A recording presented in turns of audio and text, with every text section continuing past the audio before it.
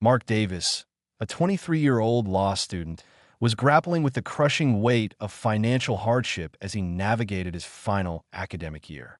The overcast skies and persistent drizzle over the small Texas college town seemed to mirror the worry etched on his face. His late father had left behind a mountain of debt, plunging their family into a precarious financial situation. Mark was juggling his demanding law studies, a part-time job, and an avalanche of bills that never seemed to stop piling up. It felt as if the world was closing in on him, suffocating any glimmer of hope. The struggles weren't limited to Mark alone. His entire family was caught in the grip of destitution. His mother, with her pale and drawn face, required costly medical treatments, which had already drained their meager savings. Adding to the burden was his younger sister's tuition, looming like a dark cloud on the horizon, foreshadowing more financial strain. Mark felt a profound sense of helplessness. He knew he was the sole pillar of support for his family, yet every door seemed to be shutting in his face. The relentless anxiety and financial pressure constantly gnawed at his mind, making it nearly impossible for him to focus on anything other than finding a way out of their desperate predicament. Mark's life took an unforeseen turn when his phone buzzed, pulling him from his anxious thoughts. The voice on the other end was composed and authoritative, Eleanor Brooks. She requested a meeting, stating it concerned his financial situation. Confused yet intrigued, Mark agreed, making his way through the escalating rain to Brooks' bistro. There, he met Eleanor, a striking woman with impeccably styled silver hair and a tailored suit that exuded wealth and power. Without preamble, Eleanor cut straight to the chase. She knew about his debts, the burden his father had left behind, and his precarious financial state. Then came the astonishing proposal that hung heavy in the air. "Marry me." Mark was dumbfounded, sure he had misheard. Eleanor, however, remained steadfast. She clarified it wasn't about romance, but a business arrangement. In exchange for his hand in marriage, she would pay off all his debts and ensure his financial security. That Mark's disbelief turned to a disbelieving laugh. Why him? He was a stranger. Eleanor explained her rationale. He was young, unattached, and desperate enough to consider such an unconventional offer. She didn't seek love. She needed a companion, someone to share her name and estate, nothing more. She insisted, a contract. For her, it was about companionship in her solitary life, with no children or remaining family, and solidifying control of her legacy. The offer was audacious, a stark choice between pride and the crushing reality of his family's desperation. Initially, Mark was utterly shocked by Eleanor's offer. He couldn't believe a stranger would propose marriage to solve his financial woes. His pride and the thought of a loveless union filled him with disgust. He abruptly stood up, his chair scraping the floor, and declared he needed time to think. Eleanor remained composed, but subtly reminded him that the offer wouldn't stand forever. The following days saw Mark torn by an internal struggle. He walked home in the pouring rain, sitting at the kitchen table with his pale, worried mother. Her medical treatments and his sister's looming tuition felt like a dark cloud hanging over their family. When Mark recounted Eleanor's proposition, his mother, her voice trembling, gently urged him to consider it. She said that if it could help, no matter how unthinkable it sounded, it might be worth considering. "You're asking me to marry a woman I don't love just to solve our problems?" Mark questioned, tears welling in his eyes. His mother replied, "I'm asking you to save yourself, to save us."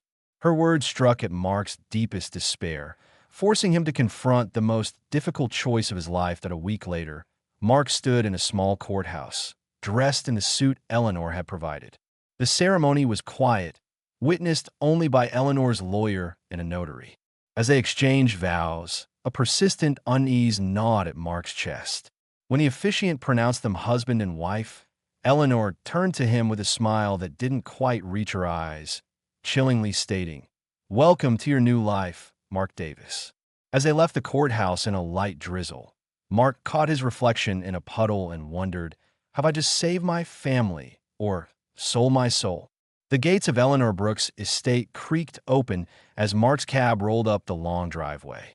The house loomed ahead, a sprawling mansion that could easily pass for a museum, its towering columns and pristine stone facade exuding old money and grandeur. Yet, its windows seemed dark and lifeless. Mark stepped out, suitcase in hand, feeling like a visitor in someone else's dream, or perhaps nightmare. Eleanor greeted him in the foyer, her demeanor as polished as ever. "Welcome, Mark Davis," she said, the formal address sending a shiver down his spine. "I trust you'll find everything to your satisfaction. Dinner is at 7. He nodded mutely, following a housekeeper who led him to his room. It was opulent, with a king-sized bed, antique furnishings, and floor-to-ceiling windows overlooking manicured gardens. Despite its luxury, the room felt cold, as if untouched by human warmth as the days passed. Mark grew increasingly uneasy in Eleanor's opulent mansion. The staff avoided eye contact, whispering comments that made him uncomfortable like, "Why him? Does he even know?" Or, "She never does anything without a reason." These snippets of conversation only fueled Mark's curiosity. One evening, while pacing the library, Mark noticed a small, ornate key lying on Eleanor's desk amid scattered papers.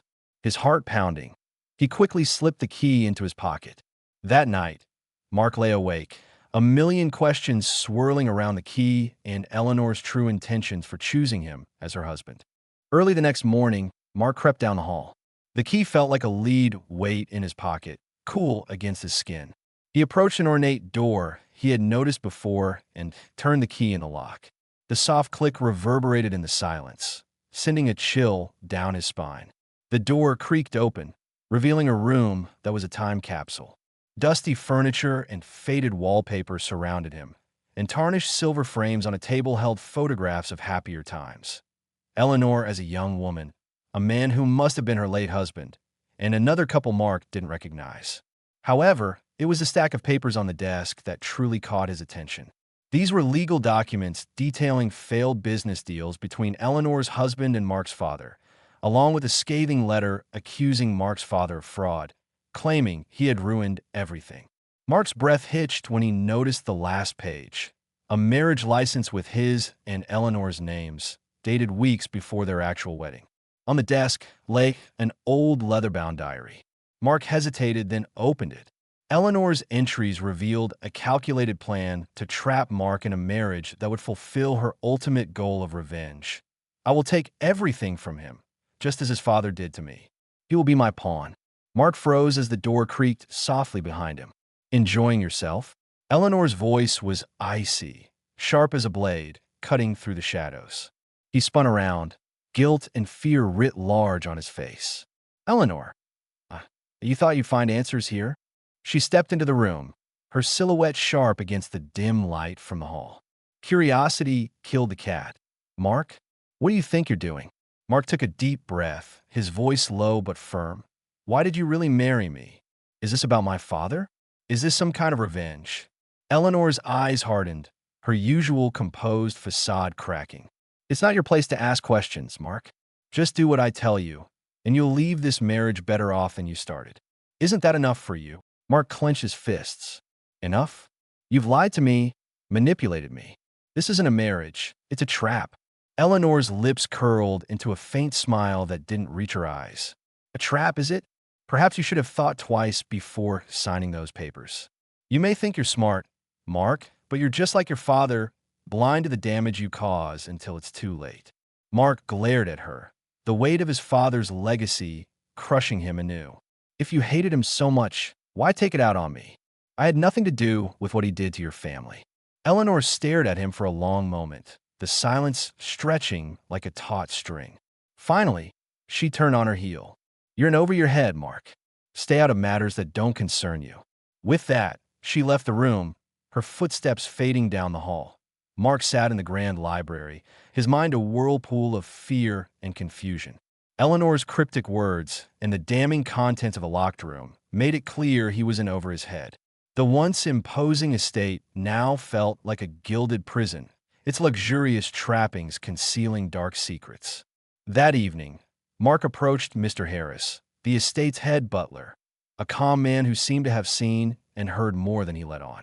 Mr. Harris conceded that Mark wasn't the first young man to be drawn into Eleanor's world and advised Mark to watch his back. Determined to find a way out, Mark began devising a plan. He reached out to Peter, a trusted friend from law school, under the guise of inquiring about a hypothetical class project. Peter confirmed that a contract signed under coercion or false pretenses could be voided, given sufficient evidence. In the following days, Mark carefully searched Eleanor's office whenever she was away. One night, he found an envelope addressed to his father, containing a letter that vehemently accused Mark's father of embezzlement, fraud, and deceit, which led to the financial ruin of Eleanor's family and the death of her husband. Mark's stomach churned as he realized Eleanor's actions weren't just about reclaiming her fortune. They were about revenge, fueled by years of pain and anger. Mark resolved to act. He couldn't allow Eleanor to use him as a tool for her vendetta. He began mapping out possible escape routes from the estate. However, Eleanor, with her sharp instincts, soon caught wind of his unease. The next morning, she found him in the breakfast room, her icy presence cutting through the quiet. Eleanor warned Mark not to try and outsmart her, stating that if he betrayed her, he would regret it.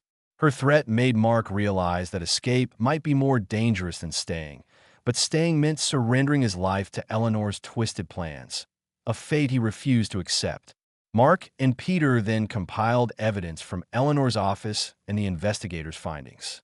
Among the documents, they discovered Eleanor's involvement in current business dealings that bordered on illegal, shady partnerships and falsified reports designed to rebuild her empire at any cost.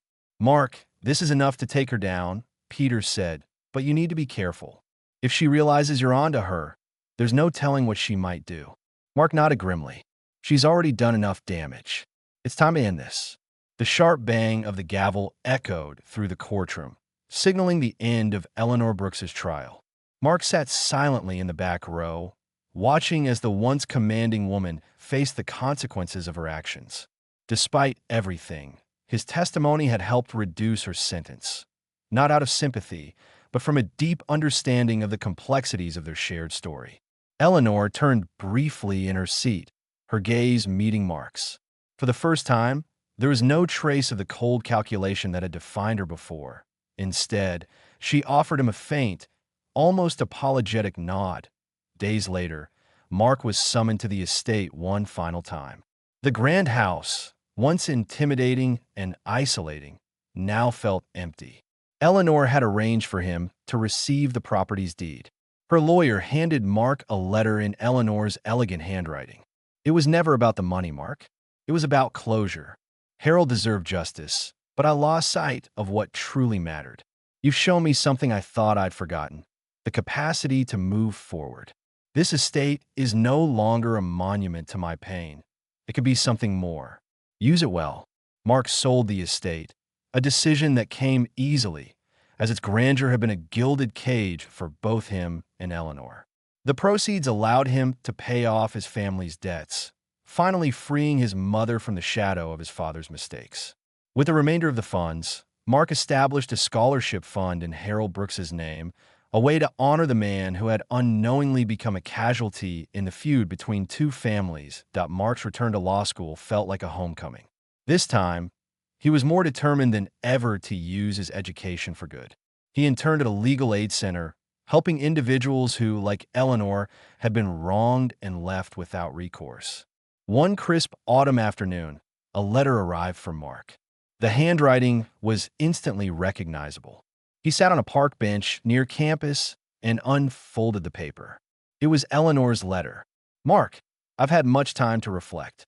For years I believed that revenge would heal the wounds Harold's death left behind. But I see now that revenge is its own prison.